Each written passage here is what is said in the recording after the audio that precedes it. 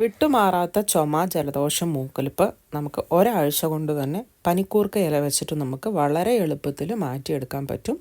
അപ്പം ആ ഒറ്റമൂലി എങ്ങനെയാണ് തയ്യാറാക്കി എടുക്കാൻ പറ്റുന്നതെന്നാണ് ഞാൻ ഇന്നിവിടെ ഷെയർ ചെയ്യുന്നത്.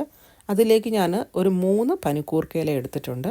ഗ്യാസ് ഓൺ ചെയ്തതിന് ശേഷം ഒരു ചെറിയ പാത്രം വെച്ചിട്ട് ആ ഇല 2-3 ആയി കീറി അതിലേക്ക് 2-3 ടീസ്പൂണോളം വെള്ളവും ചേർത്തിട്ട് നന്നായിട്ട് വാട്ടിയെടുക്കുകയാണ്. മാക്സിമം 1 മിനിറ്റോളം തിരിച്ചും മറിച്ചും ഇട്ട് നന്നായിട്ട് വാട്ടിയെടുക്കുക. അതിന് ശേഷം ചൂടാറിയതിന് ശേഷം കൈ ഉപയോഗിച്ച് നന്നായിട്ട് തിരുമ്മി അതിൻ്റെ ജ്യൂസ് എടുക്കുക. പിന്നെ അതിലേക്ക് ചേർത്ത് കൊടുക്കുന്നത് നല്ല നാടൻ തേനാണ്. തേൻ ഏത് തേനാണെങ്കിലും കുഴപ്പമില്ല. അപ്പോൾ കുട്ടികൾക്ക് കൊടുക്കുമ്പോൾ തേൻ ചേർത്ത് കൊടുത്താൽ അവർ പെട്ടെന്ന് അത് കഴിക്കുകയും ചെയ്യും. അപ്പോൾ ഒരാഴ്ച കൊണ്ട് നമ്മുടെ ചുമയും ജലദോഷവും മൂക്കലിപ്പൊക്കെ പമ്പ കെടുക്കും. എല്ലാവരും ട്രൈ ചെയ്യുക.